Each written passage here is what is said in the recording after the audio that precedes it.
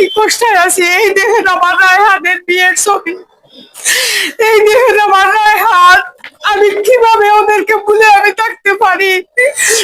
আপনারা যতক্ষণ পর্যন্ত আমার এই বিচার শেষ না হয় ততক্ষণ পর্যন্ত আপনারা আমার পাশে থাকবেন। এবং জোরসাদকে আমি ধন্যবাদ দিচ্ছি যে উনি এত দ্রুত চেষ্টা করতেছেন। 2020 সাল থেকে আপনারা আমার পাশে আছিলেন, এর পর্যন্ত আপনারা এখনো আছেন। আমি দোয়া করি আপনারা লাগে আল্লাহ আপনারা সুস্থ রাখুক এবং সারা বিশ্ববাসী আমার পাশে আছে।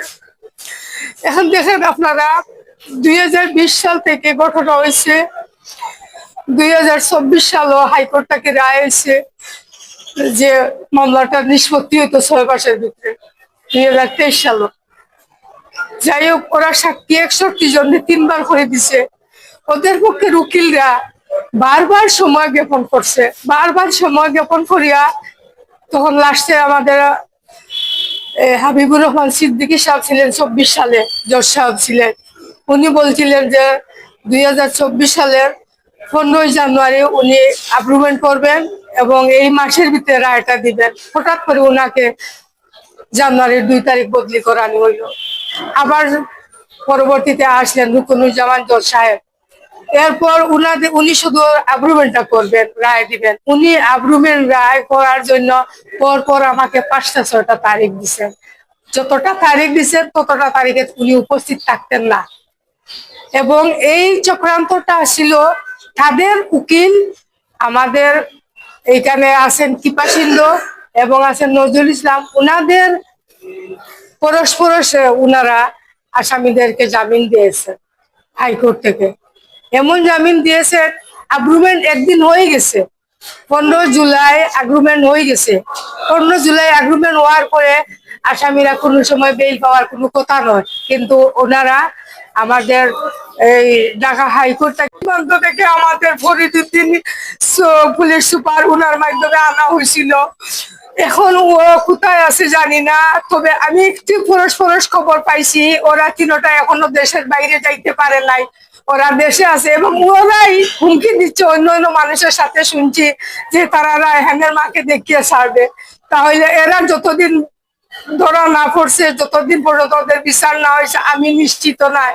আমি কি বলবো, আমি যে বাইরে আছি আমার মনের মধ্যে একটা ভয় ভীতি থাকে, কারণ ওরা কোন সময় কিভাবে আমার অ্যাটাক করবে এটাই আমি সব সময় অনিশ্চিত ভাবে থাকি।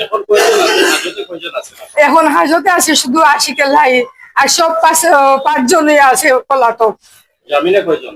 জামিনেই আছে 4 জন, আর একজন তো প্রথম থেকে পলাতক। নুমান আকবরকে জামিন দিয়েছেন, হারুনকেও জামিন দিয়েছেন।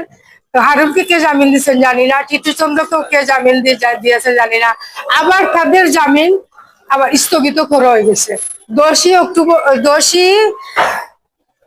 আগস্ট ওদের জামিন হয়েছে আকবরের, আবার 12ই আগস্ট স্থগিত করা হয়েছে এবং তাকে আত্মসমর্পণ করার জন্য তার নির্দেশ দেওয়া হয়েছে। কিন্তু এখন পর্যন্ত আকবর আত্মসমর্পণ করে নাই, হারুনও আত্মসমর্পণ করে নাই, এবং কি টিটু চন্দ্রও আত্মসমর্পণ করে নাই। তাইলে ওরা কিন্তু আত্মসমর্পণ করে নাই। উনি আমাদের নতুন জজ সাহেব আসছেন, উনি প্রতি সোমবারে তারিখটা পালাম। অ্যাগ্রিমেন্টটা চলতেছে আমাদের প্রায় 2 মাস থেকে।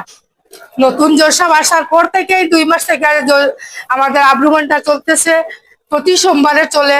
কিন্তু এখন আজকে ক্লোজ হওয়ার কথা, কিন্তু ওদের আইনজীবী আশিকেলাইয়ের আইনজীবী উনি আজকে উপস্থিত ছিলেন না। এতে বোঝা যায় আমি বিচারটা না পাওয়ার জন্য ওনারা শুধু সময়টা জ্ঞাপন করতেছেন।